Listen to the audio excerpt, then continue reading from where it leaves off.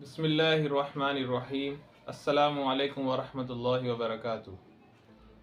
फ़िलिस्तीन और इसराइल के मसले के मुतालिक क्या सही और क्या गलत, ये पता लगाना इतना मुश्किल भी नहीं है। आज इस वीडियो में फ़िलिस्तीन की तारीख, बनी इसराइल या यहूदियों की तारीख का जायज़ा लेंगे और पता करेंगे इसके पीछे की हकीकत। दुनिया के 3 बड़े मज़ाहिबों का ताल्लुक इब्राहीम अलैहिस्सलाम से है, जिनको अब्राहम भी कहा जाता है।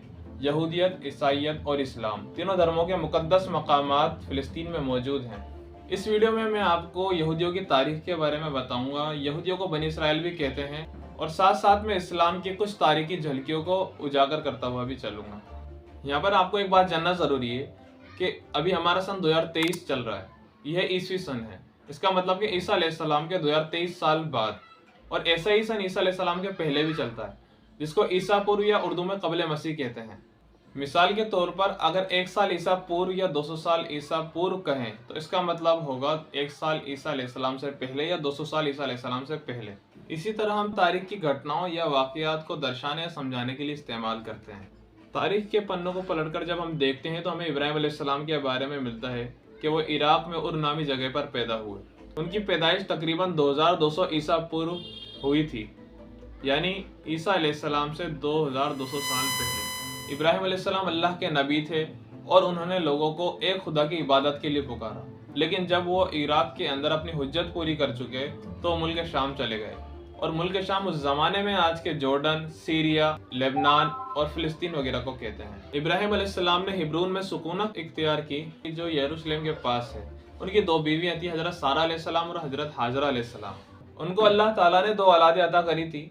एक बड़ा लड़का हजरत हाजरा अलैहिस्सलाम से था, जिनका नाम इस्माइल अलैहिस्सलाम था, और एक छोटा लड़का हजरत सारा अलैहिस्सलाम से था, जिनका नाम हजरत इसहाक अलैहिस्सलाम था, जिनका जिक्र कुरान में कुछ यूं आया है, वहब अली अलल किबरी इस्माइल व इसहाक, सूरह नंबर 14 सूरह इब्राहिम आयत नंबर 39।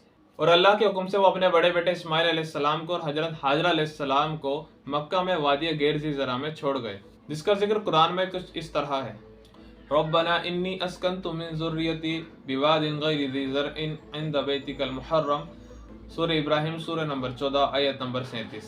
और अपनी पहली बीवी सारा अलैहिस्सलाम और अपने छोटे बेटे इसहाक अलैहिस्सलाम को उन्होंने फिलिस्तीन में ही रखा।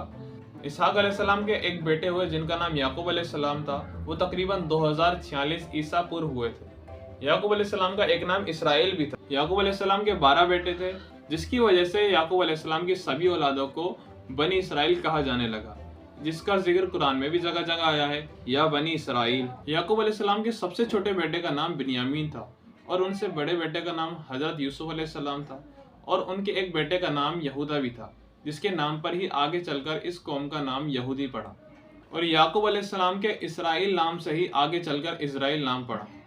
हजरत याकूब अलैहिस्सलाम के चहीते बेटे हजरत यूसुफ अलैहिस्सलाम को उनके दीगर भाइयों ने हसद और जलन की वजह से कुएं में डाल दिया था, और वहां से किसी काफिले वालों ने निकालकर उनको मिस्र के बाजार में बेच दिया था। और इस तरह अल्लाह ने उनको कई मरहलों, तकलीफों, परेशानियों के बाद मिस्र का अजीज मिस्र बना दिया। अजीज मिस्र मिस्र के बादशाह के एक ऐसे वजीर का ओहदा था जो मिस्र के तमाम मामलात को संभालता था। ये वाक़या बहुत तवील और लंबा है, जिसे बताना यहाँ पे मकसूद नहीं है, बल्कि बनी इसराइल की तारीख की शुरुआत बताना मकसूद है। अगर आपको इसको जानना है तो हमें कमेंट करके ज़रूर बताएं, इंशाल्लाह इस पर भी एक वीडियो बना दी जाएगी। तो जब यूसुफ अलैहिस्सलाम मिस्र के अजीज़ मिस्र के ओहदे पर फायज हुए तो उन्होंने अपने वालिद याकूब अलैहिस्सलाम और अपने तमाम भाई और उनके तमाम अहलो अयाल को मिस्र के अंदर बुलवा लिया, जो कि कनान के अंदर कहत साली में ज़िंदगी गुजार रहे थे, और अपने भाइयों को उनकी हरकत के ऊपर माफ़ भी कर दिया, जिसका जिक्र कुरान में है, क़ाल ला तसरीब अलैकुमुल यौम यग़फ़िरुल्लाहु लकुम व हुवा अरहमुर राहिमीन, सूरह नंबर 12 सूरह यूसुफ आयत नंबर 92। याकूब अलैहिस्सलाम की तमाम औलादें अब मिस्र में शाहाना ज़िंदगी गुजार रही थी। ये बनी इसराइल का मिस्र में गोल्डन टाइम था, जो लगभग 1866 से 1550 ईसा पूर्व तक 316 साल था। यूसुफ अलैहिस्सलाम के ज़माने में जो बादशाह था वो हिक्सोस किंग कहलाता था, जिसने बनी इसराइल को बड़ी इज्जत से रखा, और उसकी वजह से ही मिस्र के अंदर बनी इसराइल की बड़ी इज्जत। लेकिन वो बादशाह मिस्र का रहने वाला नहीं था, वो अरब का रहने वाला था। इसी वजह से मिस्र के रहने वाले लोग, जिन्हें किप्ती कहते हैं, इन्होंने एक साथ यूनाइट होकर 1550 ईसा पूर्व मिस्र पर कब्जा कर लिया और बनी इसराइल को गुलाम बना लिया। और इन्हीं किप्ती लोगों के राजा का एक लक़ब था फिरऔन। और इसी तरह 1550 से 1310 ईसा पूर्व तकरीबन 240 साल बनी इसराइल ने गुलामी वाला दौर गुजारा और इसी बीच इन पर बहुत जुल्म है जिसका जिक्र कुरान के अंदर है। यसुमूनकुम सूअल अज़ाबी व युज़ब्बिहून अब्नाअकुम व यस्तहयून निसाअकुम व फी ज़ालिकुम बलाउम मिर रब्बिकुम अज़ीम। सूरह नंबर 14 सूरह इब्राहिम आयत नंबर 6। वो तुम्हें बुरा अज़ाब चखाया करते थे और तुम्हारे बच्चों को ज़िबा कर दिया करते थे और तुम्हारी औरतों को जिंदा रखते थे। तुम्हारे रब की तरफ से इसमें बड़ी आजमाइश थी। तकरीबन 1391 ईसा पूर्व अल्लाह ताला ने बनी इसराइल में मूसा अलैहिस्सलाम को पैदा किया ताकि वो इस गुलामी से छुटकारा पाले। मूसा अलैहिस्सलाम को मोसेस नाम से भी जाना जाता है। मूसा अलैहिस्सलाम ने अपने ज़माने के फिरौन को अल्लाह की दावत दी और दीन की तरफ बुलाया, लेकिन वो अपनी जिद और घमंड में चूर बनी इसराइल के ऊपर जुल्म करता रहा। लेकिन जब अल्लाह के हुक्म से मूसा अलैहिस्सलाम बनी इसराइल को रातों रात लेकर मिस्र से निकल दिए और जब उनके सामने समुद्र आया तो मूसा अलैहिस्सलाम की दुआ की वजह से अल्लाह ताला ने समुद्र के अंदर 12 कबीलों के लिए रास्ते बना दिए और वो उस रास्तों से समुद्र को पार कर गए। लेकिन जब फिरौन उन रास्तों को पार करने के लिए आया तो अल्लाह ताला ने उसको उसके लश्कर के समेत डुबा दिया। फंतक़मना मिनहुम फ़अग़रक़नाहुम फ़िल यम्मि बिअन्नहुम कज़्ज़बू बिआयातिना व कानू अन्हा गाफ़िलीन। सूरह नंबर 7 सूरह अराफ आयत नंबर 136। तो हमने उनसे इंतकाम ले लिया और उनको हमने समुद्र में गर्क कर दिया इस वजह से कि उन्होंने हमारी आयतों को झुठलाया और वो इससे गाफिल भी थे। वजावज़ना बिबनी इसराईल अल-बहर, और हमने बनी इसराइल को समंदर पार करवा दिया। फ़अत्बअहुम फ़िरऔन व जुनूदुहु बग़यन व अदवा, तो फिरौन ने और उसके लश्कर ने उनका पीछा किया। हत्ता इज़ा अदरकहुल गर्क, यहाँ तक कि वो डूबने लगे। क़ाल आमनतु अन्नहु ला इलाहा इल्लल्लज़ी आमनत बिही बनु इसराईल व अना मिनल मुस्लिमीन, तो फिरौन कहने लगा कि मैं ईमान ले आता हूँ कि उसके अलावा कोई माबूद नहीं है कि जिसके ऊपर बनी इसराइल ईमान लेकर आए हैं और मैं मुसलमानों में से हूँ। लेकिन मौत को सामने देखकर फिरौन का ईमान लेकर आना उसके कुछ काम ना आया और बनी इसराइल ने फिरौन के जुल्म और सितम से निजात पा ली। इसके बाद मूसा अलैहिस्सलाम बनी इसराइल की कौम को लेकर सहराए सीना में गए और मूसा अलैहिस्सलाम को कोहे तूर पर जाना और तौरात के नुस्खे वहाँ से लेकर आना और उनकी कौम का बछड़े की पूजा करने लग जाना, ये सभी तमाम वाक़यात गुजर जाते हैं। फिर उसके बाद अल्लाह ताला मूसा अलैहिस्सलाम को उनकी कौम को हुक्म करते हैं कि आप अपने बाप दादा की ज़मीन हिब्रून को जाकर हासिल कर लीजिए। या कौम इदखुलुल अर्ज़ल मुक़द्दसतल्लती कतब लकुम, कि ए मेरी कौम जाके तुम उस अर्ज़ मुक़द्दस को और अर्ज़ मुक़द्दस यानी उस मुक़द्दस पाक ज़मीन को हासिल कर लो जो कि तुम्हारे लिए लिख दी गई है। लेकिन बनी इसराइल की कौम ने मूसा अलैहिस्सलाम के इस हुक्म को मानने से इनकार कर दिया और उनको जवाब दे दिया, फ़ज़हब अंता व रब्बुका फ़क़ातिला इन्ना हाहुना क़ाइदून, कि आप और आपके रब जाके लड़ लीजिए और हम तो यहाँ पर बैठे हुए हैं। इस तरह का बनी इसराइल की कौम ने मूसा अलैहिस्सलाम को अपने नबी को जवाब दे दिया कि आप और आपके रब जाके लड़ लीजिए कि हम तो यहाँ पे आराम से बैठे हुए हैं। इसी गुनाह की वजह से, इस हुक्म को ना मानने की वजह से अल्लाह ताला ने बनी इसराइल की कौम को 40 साल तक अर्ज़ मुक़द्दस यानी कि फ़िलिस्तीन की ज़मीन उनके ऊपर हराम कर दी।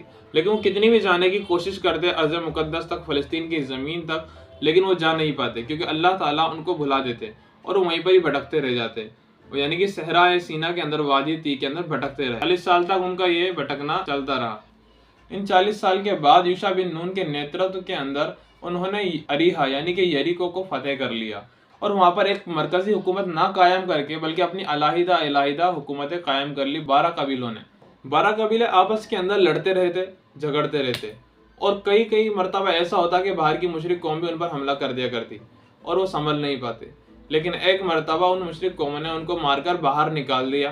फिर कुछ अरसे बाद बनी इसराइल की कौम के नौजवानों को एहसास हुआ कि हमने गलती कर दी, हमें ऐसा नहीं करना चाहिए था, हमें दोबारा से फिर उस शहर को हासिल करना चाहिए और वहाँ पे जाके जंग करनी चाहिए। तो उन्होंने सुमेल अलैहिस्सलाम से कहा कि आप हमारे लिए कमांडर को तय कर दीजिए जो हमारे लिए लड़े और हम उसके साथ मिलकर लड़ेंगे और हम उस शहर को हासिल करेंगे। सुमेल अलैहिस्सलाम ने उनसे कहा कि अगर मैं किसी कमांडर को तय कर दूँ तो उसके ऊपर तुम सारे एक साथ जमा हो जाना और उसकी बात को मान लेना, फिर बाद के अंदर झगड़ा ना करना।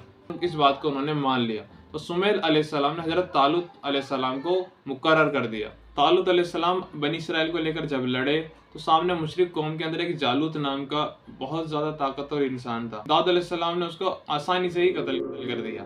कहने को तो तालूत अलैहिस्सलाम बनी इसराइल के कमांडर थे, लेकिन अगर कहा जाए तो man of the match Dawood अलैहिस्सलाम ले गए।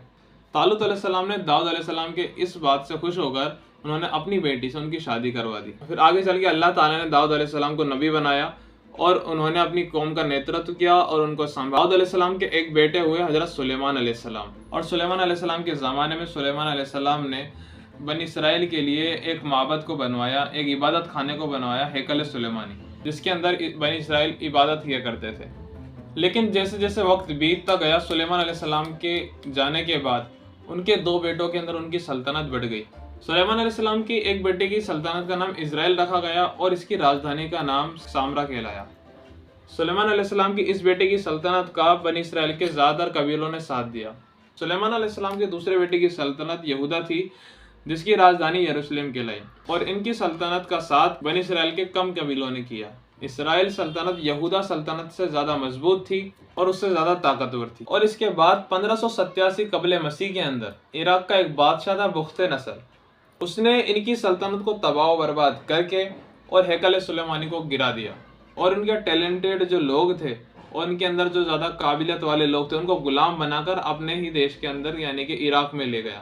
بنی اسرائیل کے ان لوگوں نے 48 سال بابل کے اندر غلامی کے گزارے، لیکن جب اللہ کو ان پر رحم آیا تو ایران کے ایک بادشاہ سائرس نے عراق کے اوپر حملہ کر دیا، اور اس نے ان بنی اسرائیل کے لوگوں سے کہا کہ جاؤ تم آزاد ہو۔ اور سن 522 عیسیٰ پور دارا اول نام کے ایک بادشاہ نے ان کی مدد کری اور ان کے لیے ہیکل سلیمانی بنوایا۔ اور اس کے بعد 334 عیسیٰ پور کے اندر یونان کے ایک بادشاہ سکندر، جس کو الیگزینڈر بھی کہتے ہیں، اس نے ان کے اوپر حملہ کر کے ان کے ہیکل سلیمانی کو تباہ اور برباد کر دیا۔ اس کے بعد بنی اسرائیل فلسطین سے نکل کر بھاگنے پر مجبور ہو گئے اور دنیا کے الگ الگ کونوں میں پھیل گئے، اور ان کو کبھی دوبارہ اپنی مقدس زمین کے اوپر آنے کا موقع نہیں ملا۔ اور جہاں کہیں بھی عیسائیوں کی حکومت تھی وہاں پر ان کو مارا جاتا تو ان کے اوپر ظلم کیا جاتا، لیکن بنی اسرائیل کی قوم کو کہیں بھی چین کا سانس نہیں ملا۔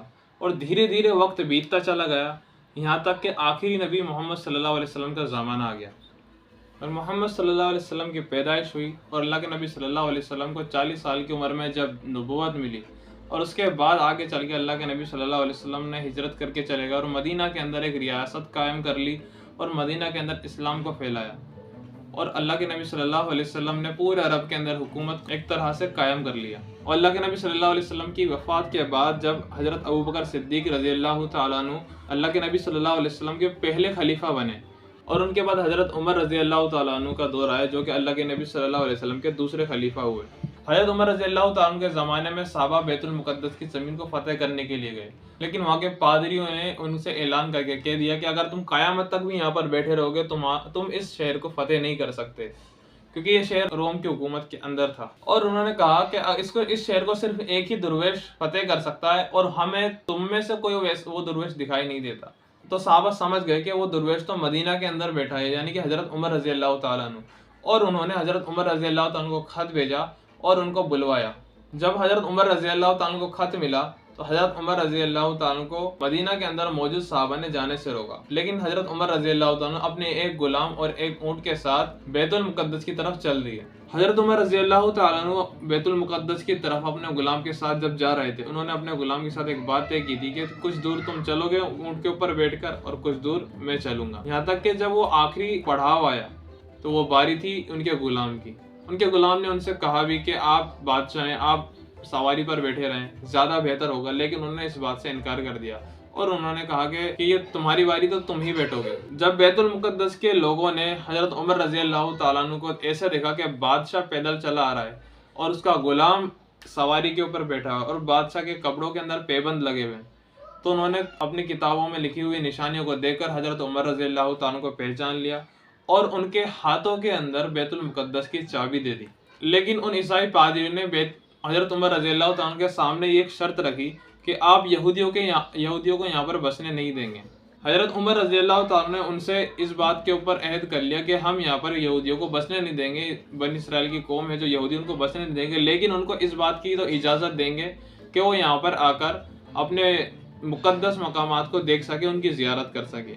یہ وہ پہلا موقع تھا جب یہودیوں کے اوپر کسی نے رحم کیا تھا اور ان کو اپنے مقدس مقامات کو دیکھنے کا موقع ملا، اور اس سے پہلے کسی نے ان کو یہ موقع نہیں دیا۔